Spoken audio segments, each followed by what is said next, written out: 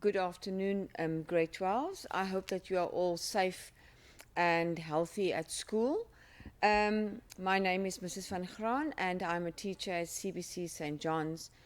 So today's lesson is on maps and plans. And what we will do is we will start with theory and we will link it to your grade 11 year, and then we will go on to a few exam examples. So I'm going to start with the PowerPoint that I prepared for you. And on the first slide, the topic of today's lesson is then the scales and the maps and the plans, and this is just to indicate to you that the different kinds of scales that we get, and then of course how we can get them on a map. So I want to link today's, before we start, I want to link it to your previous knowledge from grade 11. So we did number scales can be expressed as a unit ratio. So a unit ratio is normally 1 to something. In other words, what you can see on the screen there, what I have where I'm circling, 1 to 50, or it means 1 to 50, or it can be something to 1. Only multiplication and division calculations in ratios. Then you must be able to do conversions between lengths like kilometers, meters, centimeters, millimeters. And then our measuring skills with a ruler is very important, and we need to measure as accurately as possible. So we are going to start with the scale first. So what must you focus on? So the meaning of a given scale, in other words, you must be able to define a scale. What is the meaning of the scale on the map? So if they give you a number or a ratio scale, that's the meaning of define the scale. We're going to focus on different types of scales, the advantages and the disadvantages. Use a given scale to determine the actual length or distance, and then of course determine the scale of the map or plan. So this one here is use the scale and determine the actual length. In other words, from the map to reality. This one here, at the last one, is determine the scale of a map or a plan. So we get two kinds of scales, so let's discuss them then. So the first scale that we get is one that looks like this. What I have for you is 1 to 110. So this is called a number scale or a ratio scale. This question appeared or will appear, can appear or appeared lots of times in exam papers. Say, what is the name of the scale used on the given map? So this is a ratio or a number scale. If the scale is expressed as a ratio like this, 1 to 100, or 1 to 110 as the example here. So what does it mean? So if I can go back to the meaning of a given scale, what we must focus on, what's the meaning of a given scale? So this is the question. What does it mean? Define the scale on the map. So what does the meaning of 1 to 100 means, or like the example we have there? So for every 1 unit on the map, it represents 100 units on the ground or in reality. You can say 1 centimeter on the map represents 100 centimeters on the ground or in reality. But I think it's a good idea to use the word unit when you explain the scale, because remember, the scale is what you measure it in. So when you see a scale, it only becomes relevant if it's centimeters or millimeters once you start to measure. So then we also need to know a disadvantage of the number of ratio scale. So a disadvantage of a number scale is the scale is not applicable if the map or the plan is resized. In other words, if you are going to reduce the map, you want to copy the map, your teacher wants to copy the map, and the teacher then by accident wants to save paper and she or he will reduce the map, then the scale is not applicable anymore. So that is a disadvantage of a number or a ratio scale. So then we come to a bar scale, which is also called a linear scale.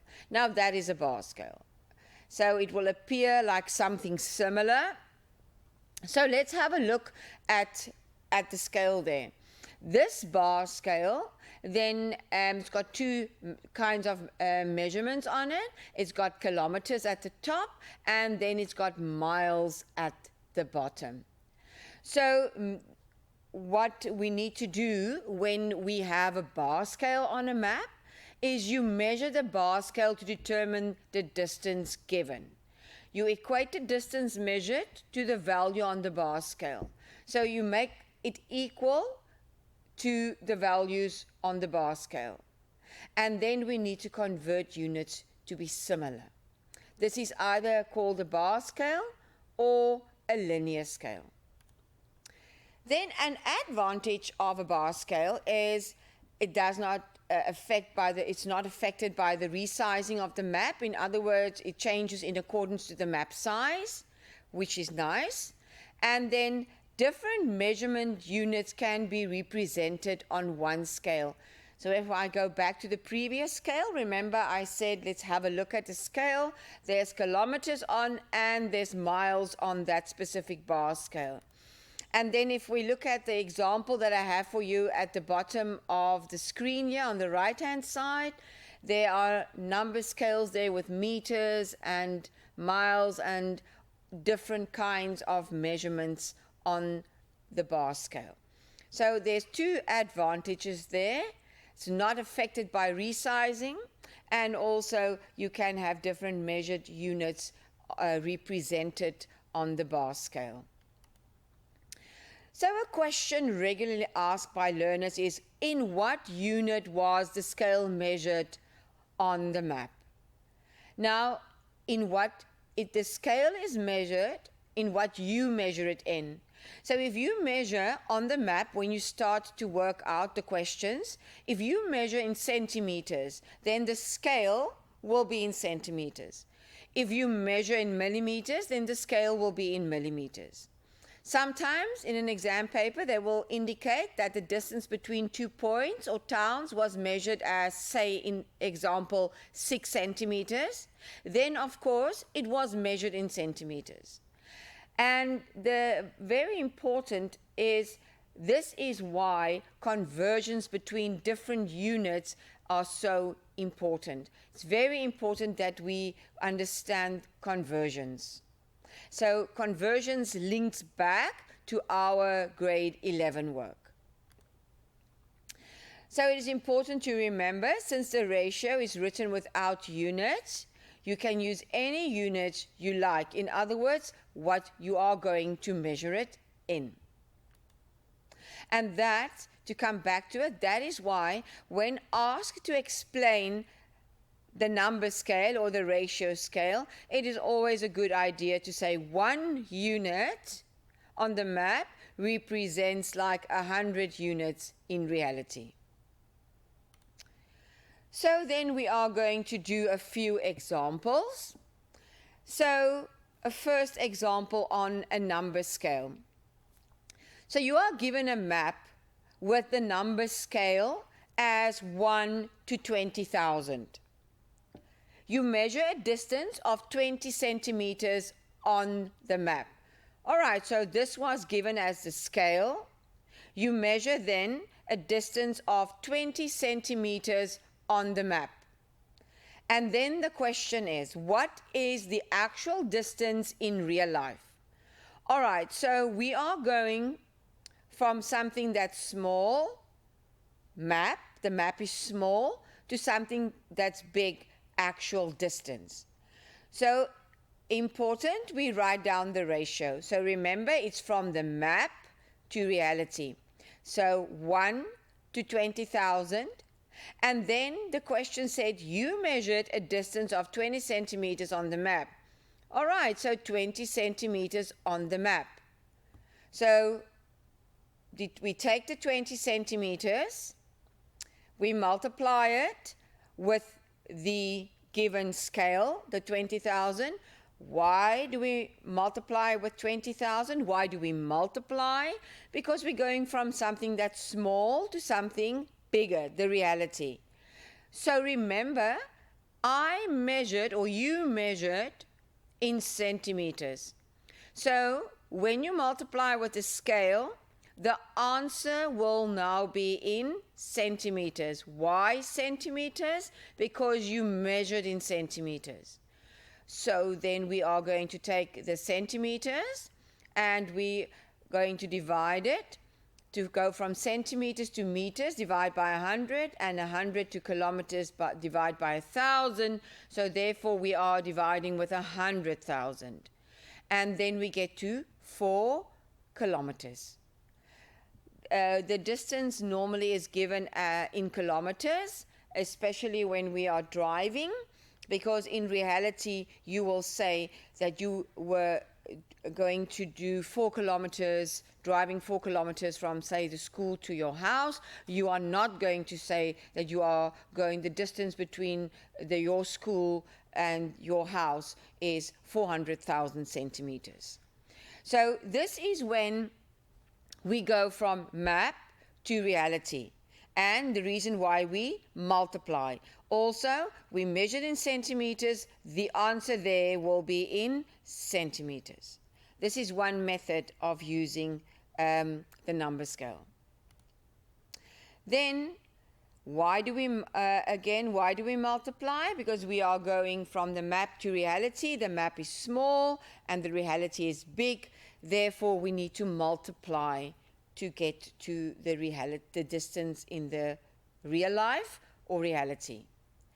Then we can also multiply down. In other words, 20,000 times 20 is 400,000 centimeters, and then we convert it to kilometers.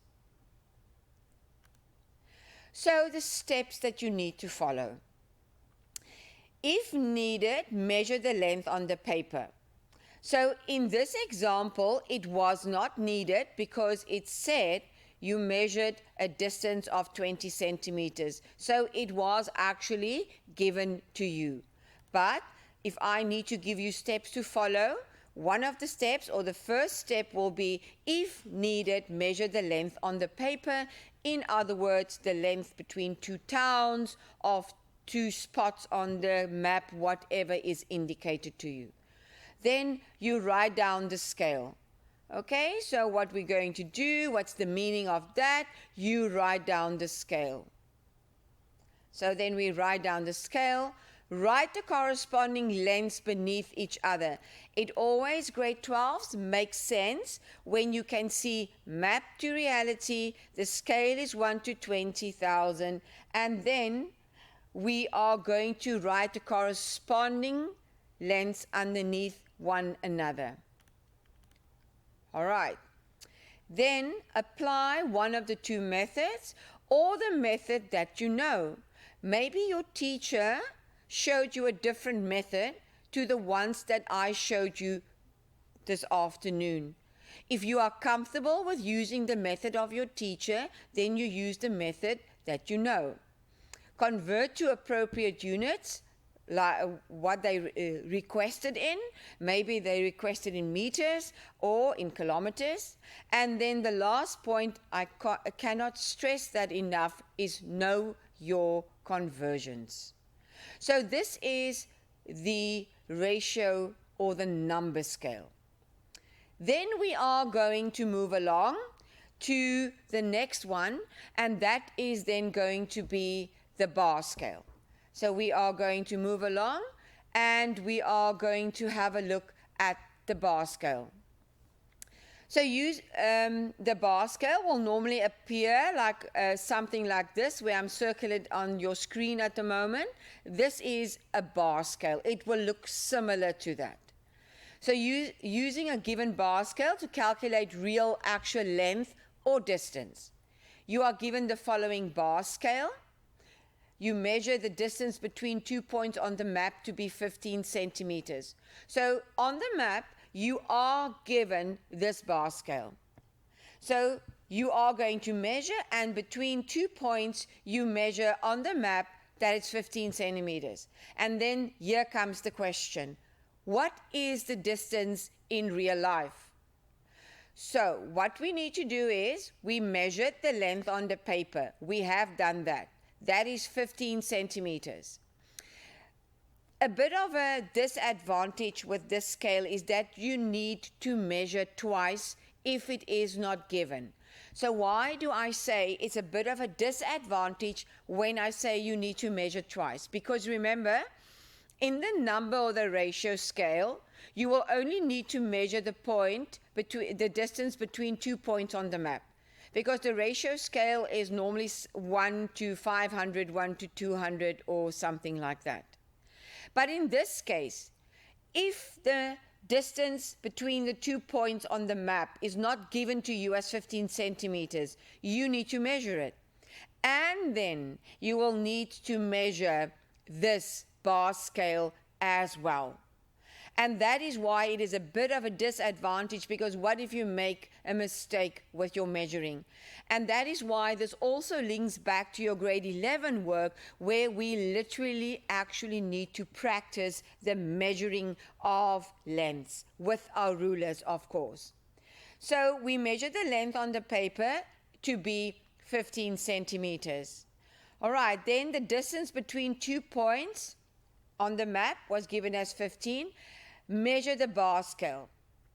All right, so what we need to do is we need to literally measure the bar scale. So say, for an example, I measure from that 0 to the 200 kilometers, that this bar scale is 2 centimeters. So what does that actually mean? The meaning of that is that this 2 centimeters represents 200 kilometers on the map. So every time that I put that little bar scale down on the map, it will represent, every 2 centimeters will represent 200 kilometers. So we measure the 15 centimeters between the 2 towns on the map, and we measure the bar scale as well. So as an example, I said, say it's 2 centimeters. So 2 centimeters will represent the 200 kilometers. All right, 2 centimeters represents 200 kilometers. This is the bar scale. Then I write so it's mapped to reality, 2 centimeters to 200 kilometers. That is the bar scale. And then I write down the distance between the 2 towns which I measured. Can you see that they are both in centimeters? Now I want to work out what is this in reality. I take the 15 centimeters and I divide it by the 2 centimeters to see how many times does that little bar scale divide into the distance on the map. And then I multiply it with 200. And then the answer is 1,500 kilometers. In real life, of course. Then you can also say 200 kilometers divided by 2 centimeters times 15. It's also 1,500 kilometers. So we find out how many times does the 2 centimeter segment goes into the 200 kilometers and multiply it with the distance on the map. So steps to follow. If needed, measure the length on the paper. Measure the length of the segment of the bar scale. So remember, this is a bit of a disadvantage if you need to measure both. That is why I say if needed, because sometimes it is given. So you measure the length on the paper between the 2 points. Measure the length of the segments of the bar scale. What does it represent? So remember, if you measure the full bar scale, it represents 200 kilometers. If it measures the blue part there on your screen, it will represent 100 kilometers. then write it as a ratio scale. So that's write it as a ratio scale. There it is. Then convert to kilometers, to the measure units, centimeters or millimeters. Apply the methods that you are familiar with. If I say method 1 or 2, it's the previous ones I discussed, or then the method that your teacher showed you. Convert to appropriate units. Know your conversions. Now we have used the scale to remember, to work out the actual distance in reality. So the next part is to determine the scale. So in the previous two examples, we were given the scale and had to work out the distance in real life or in reality. And now we must determine the scale of the map or the plan. That is always also something that can appear in your exam paper. So use dimensions to determine the scale. If the measured length is 12 centimeters on the map or the plan, and the actual distance is 1,245 kilometers, determine the scale of the map in the form of 1 to something. This is a unit ratio. So what do? We have the distance on the map is 12 centimeters.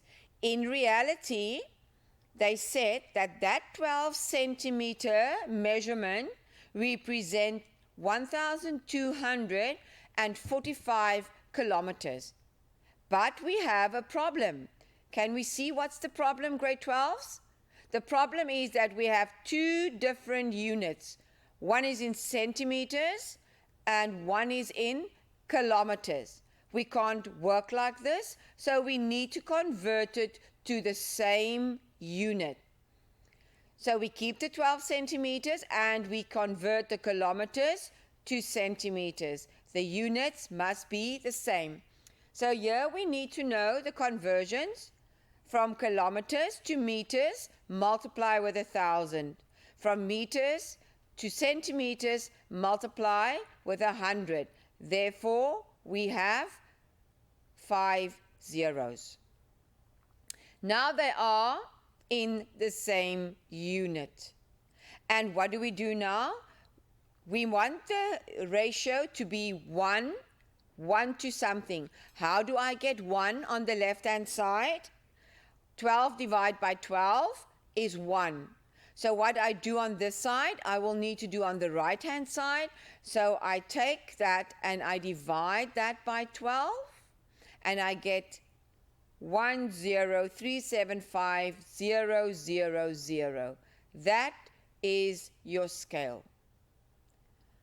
So this is when we need to determine the scale on a map. Okay, grade 12s.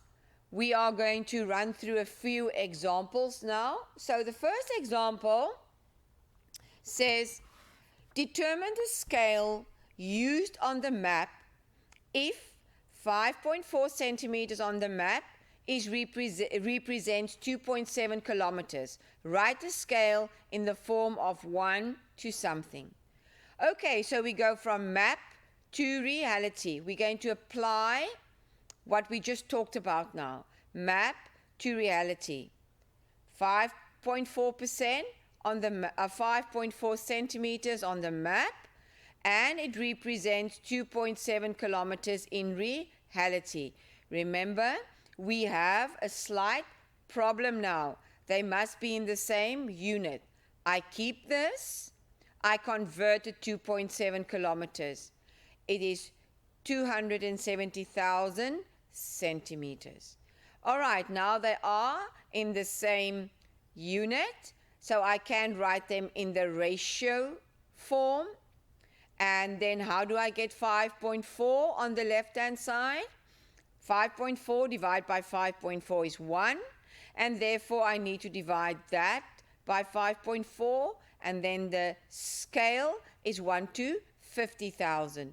Grade 12s again, there's no units when you are done working out the scale. Because remember, what are we going to say when we are going to define the scale or say what is the meaning of this number or ratio scale? We're going to say 1 unit on the map represents 50,000 units in reality. And so that is why when we are done with the simplification, there's no units in the final answer. So in example 1, we determined the scale. Then we go to example number 2. In example number 2, it says use the given scale and actual distance to determine the distance on the map. The scale of the map is 1 to 2.5 million, and the actual distance is 650 kilometers. Calculate what the map measurement would be. Map measurement. So they tell us that the actual distance in real life is 650 kilometers. So we are going to go from something that's big to something that is small, reality to map. So therefore, we need to divide by the scale and not multiply by the scale. So the distance in reality is 650 kilometers. We are going to divide it by the scale, and then my answer is 0.00026 kilometers. And from kilometers to get to meters, I multiply with 1,000, and then from meters to centimeters, I multiply with 100, and therefore my answer is 26 centimeters on the map. Again, why do we divide? Because we go from reality to map, big to small. When I go from something that's big to small, I need to divide by the given scale. All right, then we are going to move along to example number 3. So example number 3, it says use the bar scale to determine the actual length of the swimming pool in meters. So this is more or less a daycare center layout plan. There is the bar scale that they gave us, and here is the public swimming pool in the blue color. So they say use the bar scale, so we need to use the bar scale, determine the actual length of the swimming pool.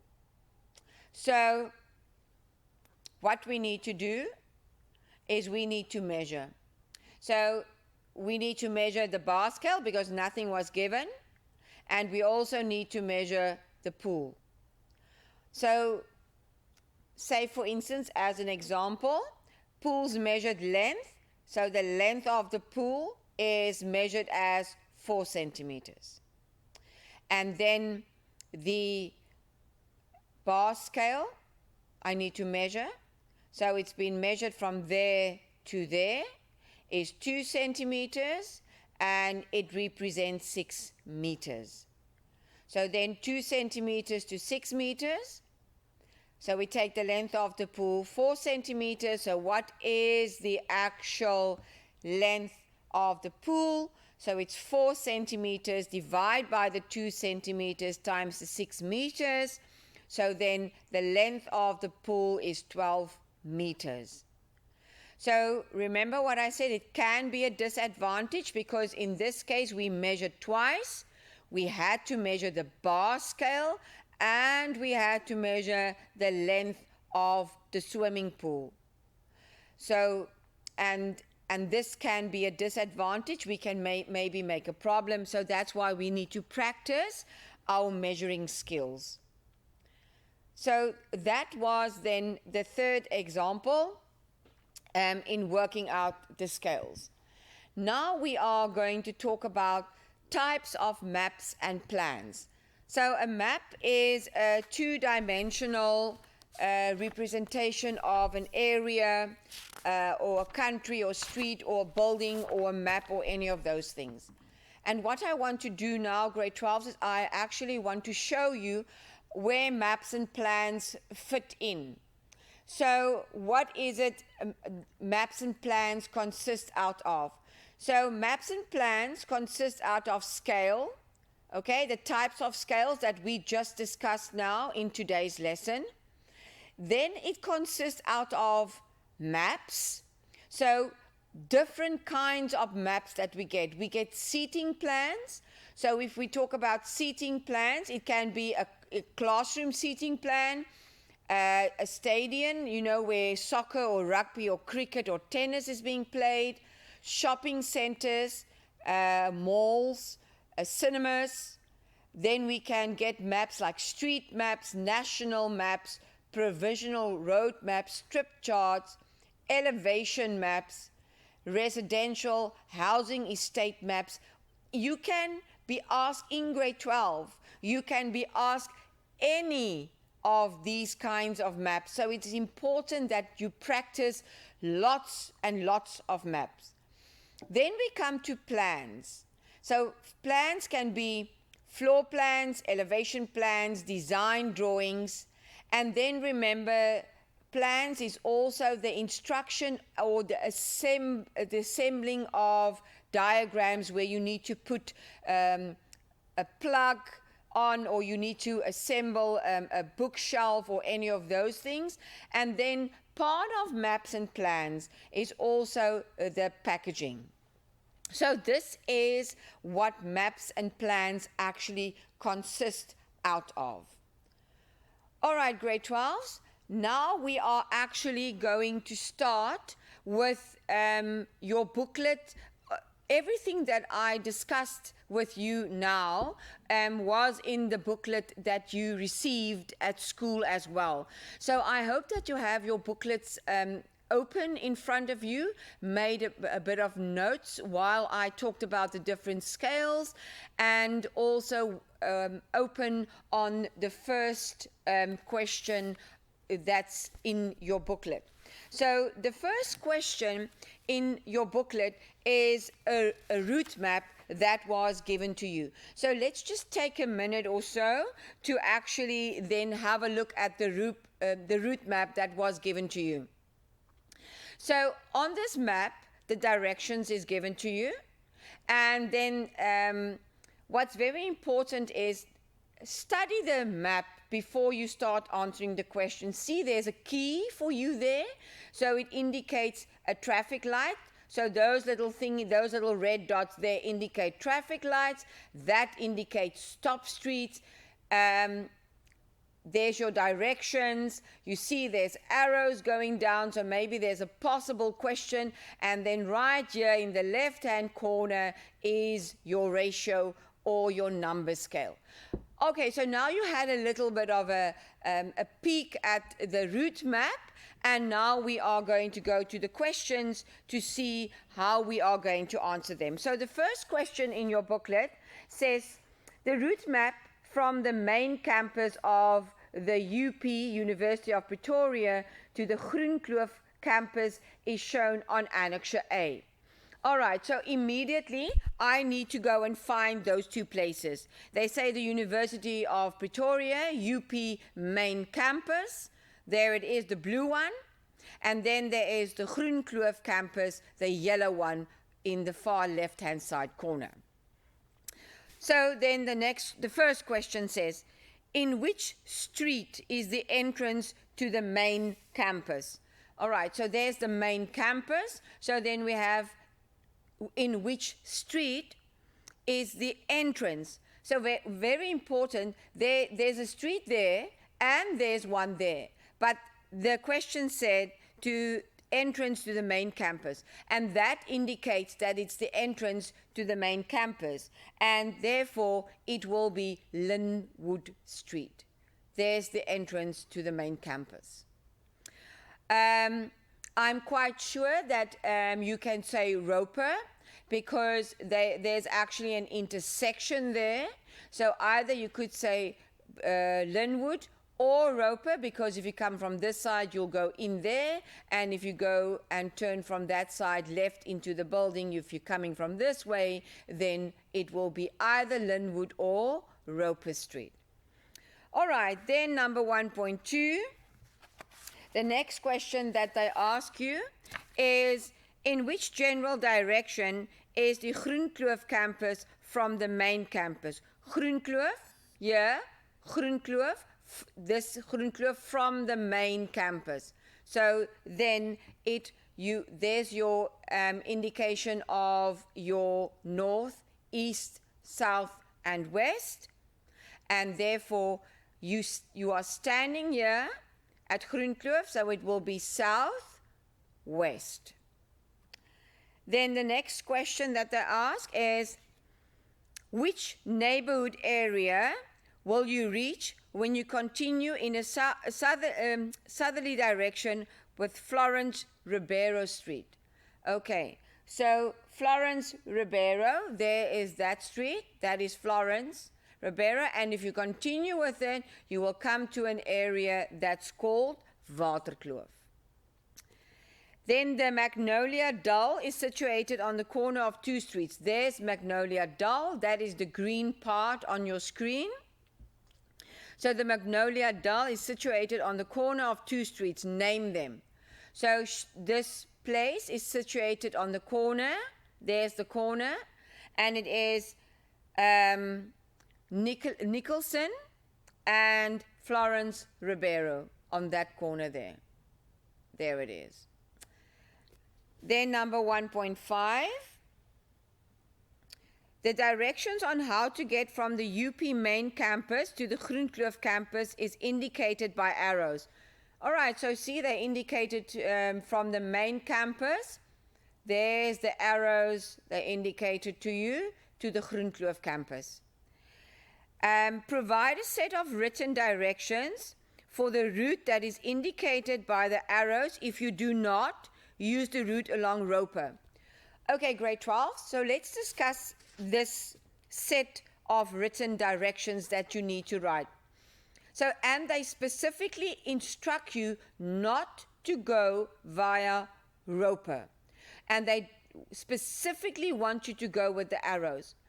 So when they ask you to write a set of written directions, you can't use words like you go on and you go on and you reach your destination. You need to be very specific. Either you need to use the words turn right or turn left, or you need to use north, east, south, or west in your written directions. So remember, you are coming out of the main campus of UP. So when you come out of the main entrance, you will turn right into Linwood. So you will say, I will, at the traffic light by UP main campus, I turn right. I'm coming out, so I turn right into Linwood. And then I will proceed, and at the traffic light, there's a traffic light, I turn left.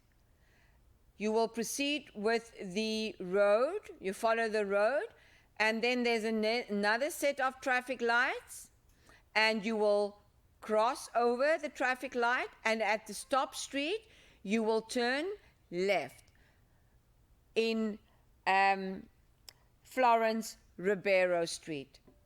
Then you will continue onto the traffic light where it meets Nicholson, and you will turn right. You will continue with the road until you get to the stop street where you have Leydens. You will turn left, and then the Groenkloof campus will be on your right-hand side. And that is how we need to proceed when we are giving them written instructions. Nothing like going up or down. Use traffic lights, stop streets, left or right, or north, east, south, or west as directions. Then the next question is, a set of traffic lights consists of 4 traffic lights, 1 at each corner. How many sets of traffic lights are there? So they're indicated in the key, so then we will count them. There is 1 set, 2 sets, 3, 4, 5, 6 sets of traffic lights. Then the question is being asked, the last question on this map is being asked as, use the given scale to determine the actual distance in kilometers from Florence Ribeiro Street from the traffic light to the intersection with George Storrow Street if the measured distance is 30 millimeters. Okay, so grade 12s, I want to go and just do the working out for you. So they told us that we need to work out the given scale on the map. On the map, as you remember, the given scale is 1 to 50,000, and they measured the distance as 30 millimeters. So then the scale is 1 to 50,000. That is the unit or the number scale that was given to you. All right? Then we take the 30 millimeters. So remember, what they've done now is we measured it in 30 millimeters. We are going to multiply this by the scale. Why are we going to multiply this? Because we are going from map to reality. That is what we're going to do. So remember,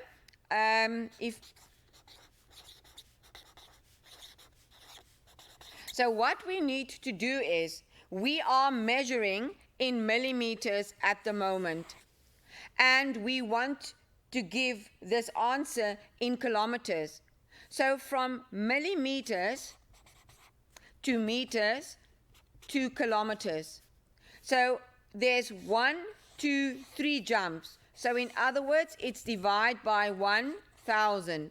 And from meters, 1, 2, 3 jumps to kilometers, another 1,000. Divide by another 1,000. So what we are going to do is we are going to multiply the 30 millimeters that was measured times the scale, all right? And then we are going to divide that. So this is 1 millimeters. And now we're going to divide it by 1,000. Then we will get to meters. And then we're going to divide it by another 1,000, and then we're going to get to kilometers. So this is 1.5 kilometers.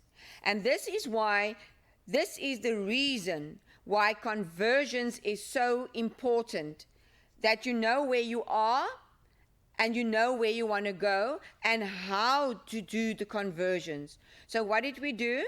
We used a scale on the map and we measured in millimeters. So if we measure in millimeters and we multiply with the scale, this answer must be in millimeters. Now this is where we are, but we want to go to kilometers. So I take my answer, I divide it by 1,000 to get to meters, and I divide it by another 1,000 to get the answer in reality to kilometers.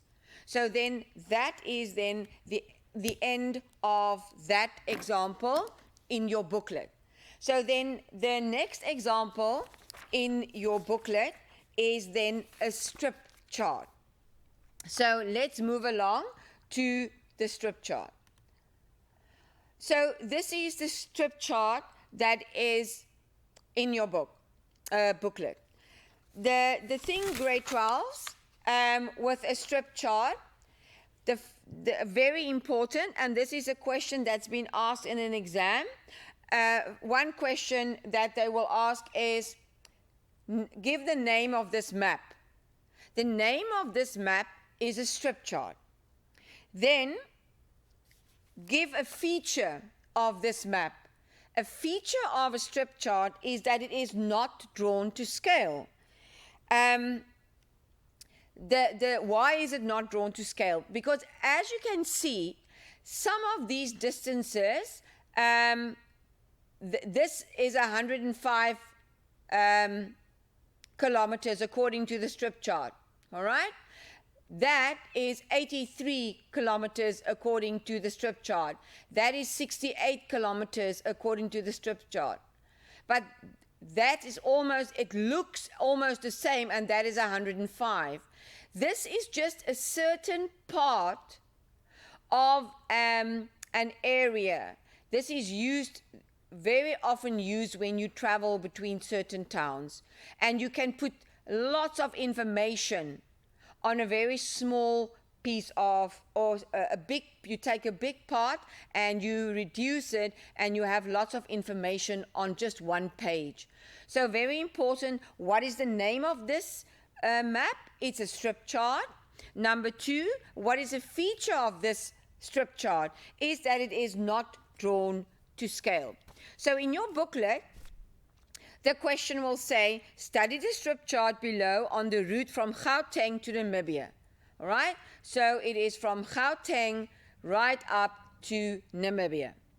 And answer the questions that follow. So now, the first question that they ask on your booklet is, what is the direction of Okahanya to Johannesburg? Okay, so right there is Okahanya. But before I start, I want to explain something to you in how to read these maps, because it can be quite confusing. So this is the main route from Pretoria, all the towns that you are passing through until you get to Windhoek.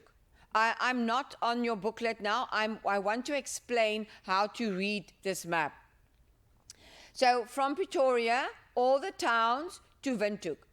So can you see that in the left-hand side here, where I'm circling in it, it says 1,386.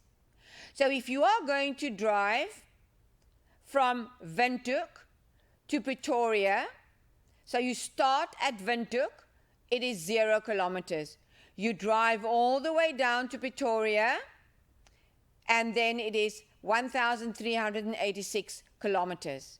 So from Windhoek to Pretoria, it's 1,386 kilometers. But if you look on the right-hand side of the strip map, if you drive from Pretoria to Windhoek, it must, of course, be exactly the same distance. But you are going to start at Pretoria here with my red dot. You're going to start at Pretoria, where you will have 0 kilometers because you haven't started traveling yet. Then you're going to move along, and you're going to end up in Windhoek. Then you've traveled 1,386 kilometers. So it doesn't matter if you use the left-hand side of your strip map or if you use the right-hand side of your strip map. They are both the same. But you can't use them together. You must either decide that you're going to use either the left-hand side or you are going to decide to use the right-hand side. So this is the main route that you're traveling, and these towns are there on your way. So let's move along to the questions in your booklet. It says, what is the direction of Okahanya to Johannesburg? So what it is that you need to do is you need to find those two places on your strip chart. So let's have a look. We have Okahanya, there's Okahanya, and then there is Johannesburg. And of course, it will be southeast. Then the next question says, James traveled from Gaborone, turning south at Labotse via the N4 at Zeerust. He turned left and traveled 110 kilometers. What is his current destination? Okay, so there, let's go to the map. So they said James traveled from Gaborone. So there's Gaborone. Turning south at Lobatse, there's the N4, via the N4. And at Zeerust, he turned left. Now they're asking, and they are saying, he traveled 110 kilometers. At what town will he be now? So he will be at this town called Modikwe. That's where he will end up. Then the next question says, Describe the route in sequence when one is traveling from Johannesburg to Sun City. So let's find, there's Johannesburg, there, and you want to go to Sun City. There's Sun City. So you will start by saying travel north. Also want to indicate to you, see there's north. There's north. So when you travel from Johannesburg to Pretoria, you will be traveling north.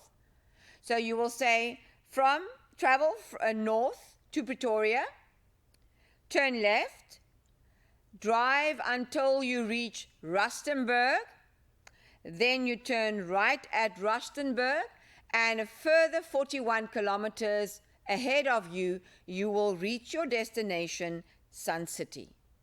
So that is how we need to describe, and just north is not always right ahead. North is right ahead when they don't indicate anything on the map, but in this case, they did indicate. Then, question 2.4 on your booklet says, what is the probability of passing a town that has a name that starts with the letter K if you are traveling from Zeerust to Tshwane? Okay, so there's Zeerust, and you want to go up to Tshwane. There's Tshwane, there's Zeerust. So what is the probability that you will get a town that starts with the letter K? So we're going from Zeerust. So we are going to Lebatse. Oh, there's one, Kanye, not that one. Oh, there's another one called Gang, and then you go to your town. So how many towns do you pass? You go through before you go. So you have 1, 2, 3, 4 towns between Zeerust and your destination, and 2 of them will have or will start with the letter K, so it will be 2 out of 4 times 100%, which the probability is then 50%. So that was then the questions on the strip chart in your booklet.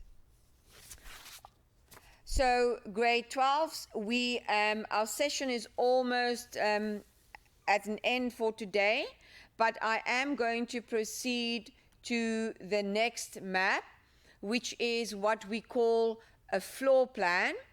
And this is the layout of more or less a shopping mall.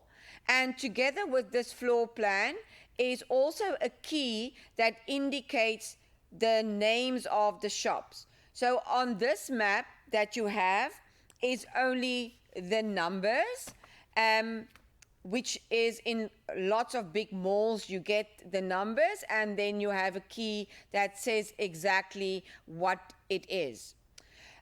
So you can go through that. You will also have your answers with you in your booklet. What I want to proceed to is sorry, this is all in your book. I want to go to, this is what you must be able to do when dealing with maps. So first of all, the location position on maps or plans, also with assistance of grid references. You must be able to describe routes using plans or maps. You must be able to identify the scale of a map or use the given scale to determine distances or determine the scale of the map. Identify the names of national roads that must be traveled between two locations. You must be able to interpret a given set of directions or provide a set of directions. You must be able to identify names of towns on the route between 2 locations, identify the position of 2 locations on the map, use the given distance values on the map to determine the traveling distance, time, or speed, determine the shortest route between 2 locations, and critique a proposed travel route in relation to the distance given. So that, more or less, grade 12s, is what you must be able to do or know for maps and plans. Sorry that we couldn't do the whole lesson, but you can go through the rest of the lesson in your booklet, and I know that the PowerPoint that I've made for you will also be available on the website of Telematics. So grade 12s, then without further ado, you need to, I want to say goodbye and thank you for tuning in for the lesson, and good luck with your studies for the rest of your tests of this term.